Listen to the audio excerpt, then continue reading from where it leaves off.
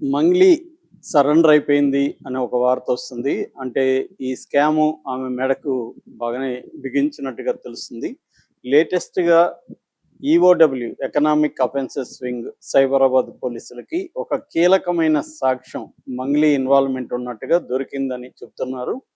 అయితే అఫీషియల్‌గా department announce చేయలేదు గానీ మనకు లీక్ అవుతున్న సమాచారం మేరకు మంగ్లీ తమ్ముడు శివ చౌహాన్‌కి మధు అకౌంట్ నుంచి 3 సార్లు పెద్ద మొత్తంలో అమౌంట్ ట్రాన్స్ఫర్ అయినట్టుగా బ్యాంక్ స్టేట్మెంట్ల ద్వారా ఈఓడబ్ల్యూ పోలీసులు గుర్తించినట్టుగా చెప్తున్నారు.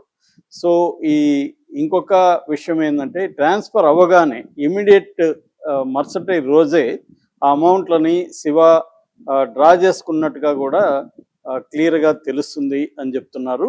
సో ఇప్పుడు ఇంకా మధునే కాకుండా దీంట్లో ఇంకా చాలామంది అరెస్ట్ కావాల్సి ఉంది. ముఖ్యంగా భరత్ చౌహాన్ తర్వాత అంటే మధు వాళ్ళ బావమరిది, అట్లాగే వాళ్ళ భార్య శైలజా చౌహాన్, తర్వాత బాలాజీ నాయక్. ఇతనే బేసిక్గా ఈ స్కామ్ స్టార్ట్ చేసింది బాలాజీ నాయకే.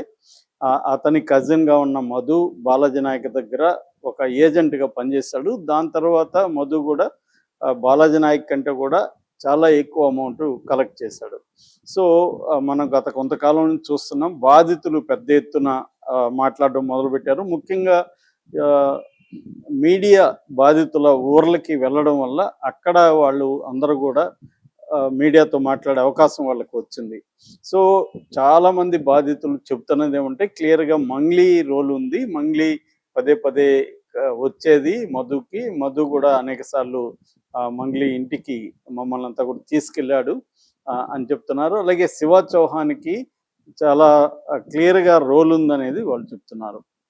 సో మంగ్లీ వాదన కానీ లేకపోతే మంగ్లీ తమ్ముడు శివ వాదన కానీ ప్రధానంగా ఏంటంటే మధు అనే వ్యక్తి ఒక ప్లాన్ ప్రకారం మంగ్లీని దీంట్లో ఇన్వాల్వ్ చేసుకుంటూ వెళ్ళాడు. అంటే మంగ్లీకి తనకు సంబంధాలు ఉన్నట్టు, మంగ్లీ చెల్లెల్ని మధు పెళ్లి చేసుకోబోతున్నట్టు, అట్లాగే శివ కూడా దీంట్లో ఇన్వాల్వ్ అవుతున్నట్టు ఒక ఎవిడెన్స్ని క్రియేట్ చేసి ప్లాన్డ్గా మంగ్లీకి దగ్గరయ్యి ఫోటోలు వీడియోలు దిగి వాటిని బాధితులకు చూపించడం ఒక పద్ధతి. రెండవది మంగ్లీ వాళ్ళ ప్లాట్ అమ్మదలుచుకున్నప్పుడు మధునే దానికి నేను కొంటానని చెప్పి అడ్వాన్స్గా 25 లక్షలు ఇచ్చి కీస్ తీసుకొని 2 months వరకు అతను పెట్టుకున్నాడు. ఈ 2 monthsలోనే చాలామంది బాధితుల్ని మంగ్లీ ఫ్లాట్కి తీసుకెళ్ళి ఇది మంగ్లీ ఫ్లాటే, మంగ్లీ మన వెనక ఉంది కాబట్టి మీకేమి ఇబ్బంది లేదని నమ్మించడానికి తీసుకున్నాడు అనేది మంగ్లీ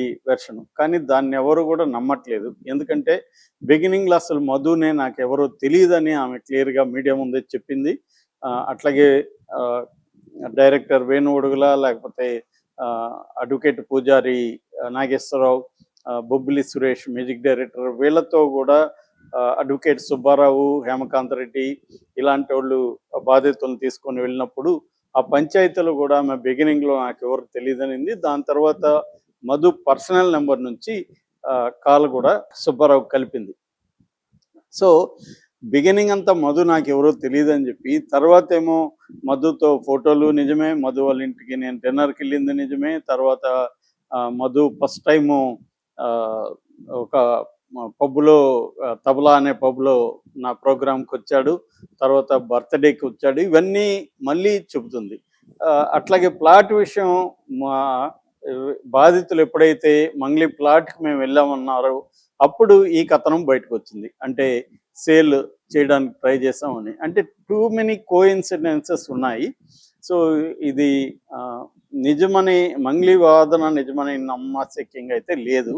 కానీ ఒక్కోసారి చెప్పలేము, అది ఇన్వెస్టిగేషన్లోనే తేలాలి.